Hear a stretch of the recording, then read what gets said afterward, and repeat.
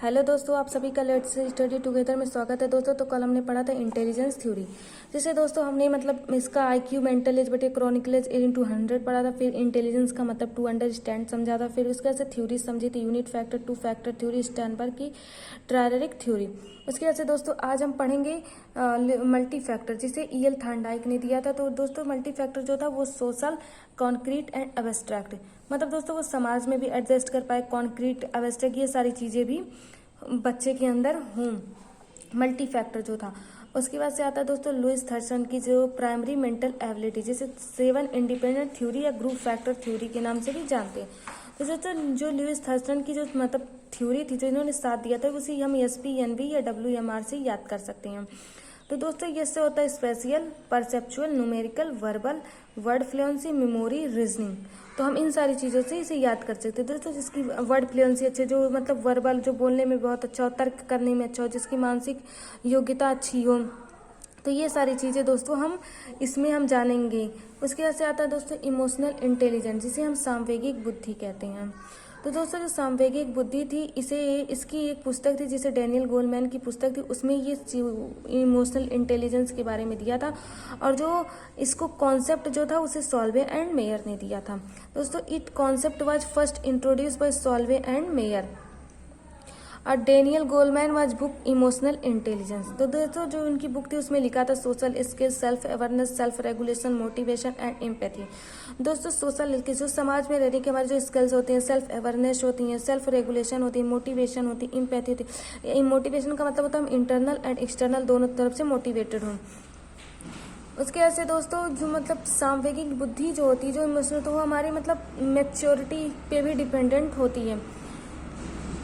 दोस्तों कभी कभी जैसा होता है कि मतलब 9 साल का बच्चा है लेकिन वो 11 साल की चीज़ें समझ लेता है, तो वो मैच्योर है। तो दोस्तों उसके ऐसा आता है कॉग्निशन एंड इमोशंस।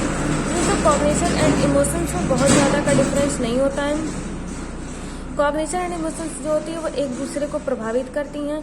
तो कॉग्निशन का मतलब होता है दोस्तों जैसे थिंकिंग, मेंटल स्किल, ये सारी चीज़ें हमारी कॉग्निशन एंड इमोशंस के अंतर्गत आती हैं।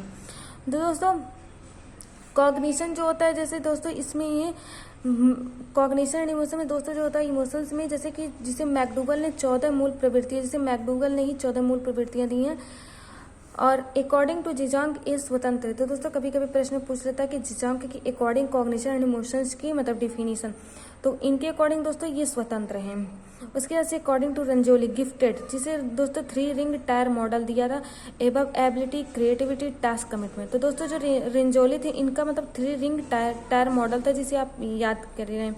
उसके बाद से इनके अकॉर्डिंग गिफ्टेड बच्चे, तो दोस्तों जैसे कि हमने मतलब एक फिगर बनाया, जैसे इसमें बनाया, और इसमें जो सबसे मेन ये जो पार्ट है यही हमारा गिफ्टेड बच्चों के अंतर्गत आता है, कि जिसमें ये सारी चीज़ें एबव एबिलिटी, सोचने की क्षमता बहुत ज़्यादा, क्रिएटिविटी हो, जैसे दोस्तों ओपन एंडेड उसकी सोच हो, अपसारी हो, और मल्टीपल डिफरेंस डायरेक्शन हो, कि दोस्तों एक दिशा में नहीं सोचो, कई दिशा में उसके डिफरेंस डायरेक्शंस हो, उसके जो कमिटमेंट या टास्क होते हैं वो अपने टास्क को पूरा, जैसे दोस्तों कभी कभी क्या होता है कि जैसे बहुत ज़्यादा मतलब बच्चे जो होते हैं वो क्रिएटिव होते हैं, लेकिन दोस्तों अगर क्रिएटिव है तो इसका मतलब ये नहीं है कि वो इंटेलिजेंस भी होंगे, या इंटेलिजेंस है तो क्रिएटिव, क्योंकि इंटेलिजेंस मतलब हमारा अभिसारी के अंतर्गत आता है, जो क्लोज एंडेड होता है, लिमिटेड थिंकिंग पे बेस्ड होता है।